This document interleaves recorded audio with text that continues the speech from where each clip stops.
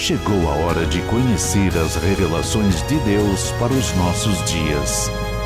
Está no ar a advertência final. Saudamos a você com a graça e a paz do Senhor Jesus Cristo. Te dou as boas-vindas ao teu programa Advertência Final. Hoje vamos continuar o estudo das duas testemunhas de Apocalipse, capítulo 11. Eu estou com a Bíblia aberta já para ler o verso número 8.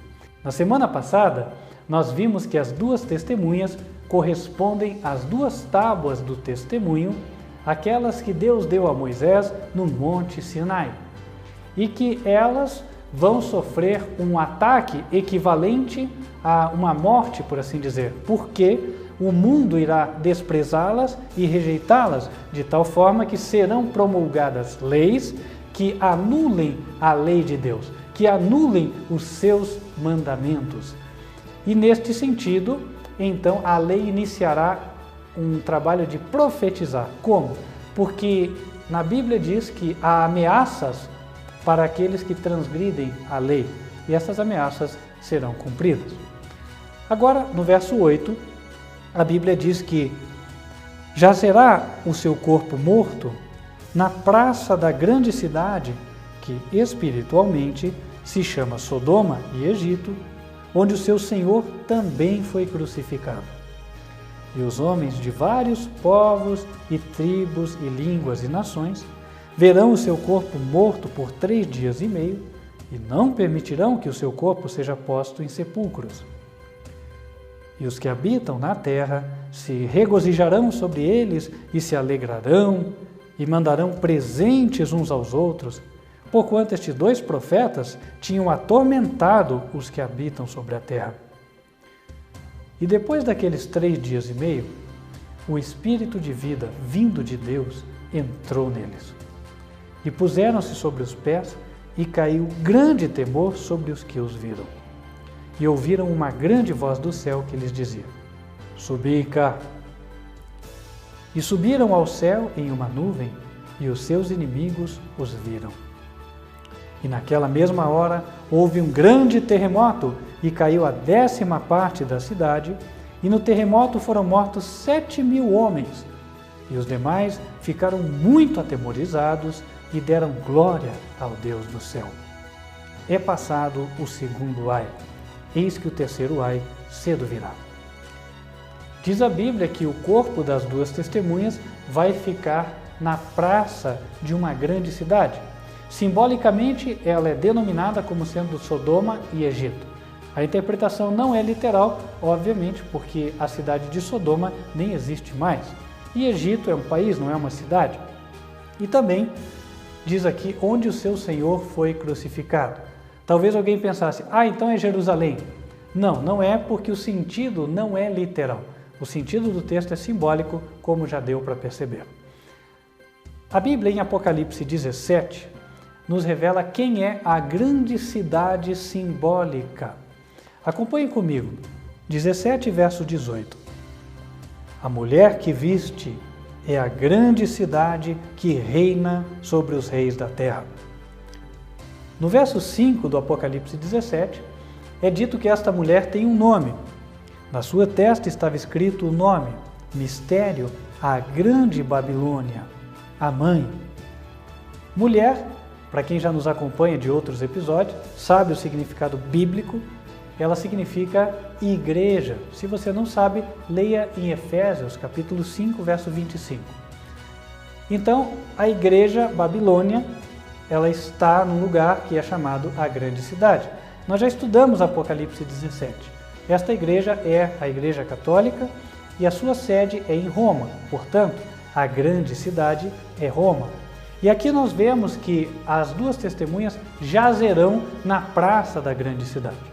Ora, não é difícil entender isso, por quê?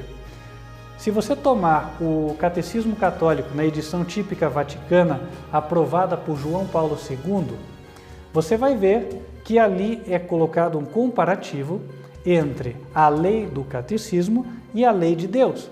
E ali está que a lei de Deus apresenta os mandamentos conforme nós lemos na Bíblia, e a lei do catecismo apresenta mandamentos diferenciados.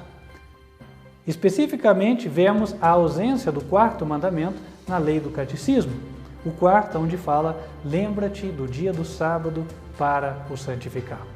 Portanto, dizer que as duas testemunhas jazem mortas na praça de Roma não é difícil de entender. Isso quer dizer, na praça de São Pedro, na sede do Vaticano, nós veremos que a lei de Deus foi anulada. E por que ali? Porque neste tempo, como já estudamos de outras profecias, o Vaticano terá poder sobre toda a terra. Você tem dúvidas? Eu posso te dizer pela profecia. Em Apocalipse 13, verso 7, é dito que este poder, esta organização, receberá poder sobre toda tribo e língua e nação. Espiritualmente, aquela praça se chamará Sodoma e Egito. Em que aspecto? Em ambos os casos, a Bíblia relata que houve uma rebelião extremamente ousada contra Deus. Não houve nenhuma disposição em retroceder do mau caminho. No caso de Sodoma, quando os anjos foram enviados para salvar a Ló, os homens queriam, inclusive, ter relações com os anjos. Quando os anjos feriram aqueles homens de cegueira, em lugar deles temerem a Deus e voltarem para suas casas, eles passaram a noite inteira buscando a porta e ainda tentando satisfazer o seu desejo profano. No Egito, nós vemos o caso de Faraó, quando Moisés, em nome de Deus, pediu-o que liberasse o povo para que fosse adorar a Deus, ele falou: não conheço o Senhor e não deixarei ir o povo de Israel. E o Senhor foi crucificado por quê? No coração de Cristo está o seu mandamento, a sua lei. Isso está em Salmos 40, verso 8. Se a lei for jogada por terra, o Senhor Jesus será crucificado mais uma vez, porque Jesus foi obediente. No verso 10, é dito que os que habitam sobre a terra, eles farão festa, se alegrarão, porque aqueles dois profetas, aquelas duas testemunhas, tinham atormentado os que habitam sobre a terra. A Bíblia diz em Apocalipse 13, verso 8, que os que habitam sobre a terra são os adoradores da besta, ou seja, os ímpios. Leia comigo. Adoraram-na todos os que habitam sobre a terra, esses cujos nomes não estão escritos no livro da vida do Cordeiro. E eles dizem que foram atormentados porque as palavras de Deus atormentam aqueles que não querem obedecer. Ou seja, não que elas sejam um tormento, mas que os ímpios as consideram um tormento, um impeditivo à sua liberdade para desobedecer. Leia em Lucas 8 o que os demônios falaram para Jesus. Verso 28. E quando o endemoniado viu a Jesus, prostrou-se diante dele, exclamando e dizendo com alta voz, agora palavras do demônio: que tenho eu contigo, Jesus, Filho do Deus Altíssimo? Peço-te que não me atormentes, porque tinha ordenado ao espírito imundo que saísse daquele homem. As palavras de Jesus foram denominadas pelo demônio como sendo um tormento, mas eram palavras de vida, entende? A palavra de vida é para a vida, mas para o ímpio, aquele que não quer obedecer, se torna um tormento.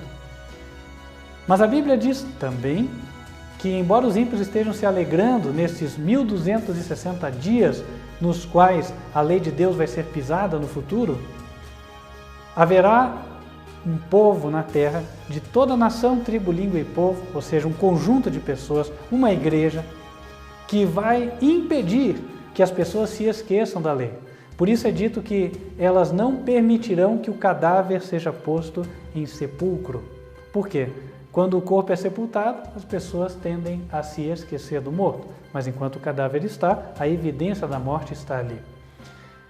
E estas pessoas pregarão para o mundo inteiro de que Deus ainda espera que se obedeça àquilo que Ele pede para o próprio bem das criaturas. Porque, afinal de contas, mandamentos como não matar, não furtar, são bons, não é verdade? Deus quer o nosso bem. Para isso, precisamos seguir o seu plano. E a Bíblia conclui dizendo que as duas testemunhas receberam um chamado de Deus, subiram ao céu e seus inimigos as viram. Em Salmos capítulo 50, no verso 6, a Bíblia diz que os céus anunciarão a sua justiça. E em Salmo 119, verso 172, é dito que a sua justiça são os seus mandamentos. Finalmente, os ímpios atemorizados vão reconhecer que Deus não mudou a sua regra de justiça. Quer você ser leal a Deus? Medite no que escutou hoje. Ainda há oportunidade. Volte para o Senhor. Nosso tempo acabou, mas te convido para estar conosco no próximo episódio, onde vamos ver uma grande revelação da Palavra de Deus para os últimos dias. Deus te abençoe e até lá.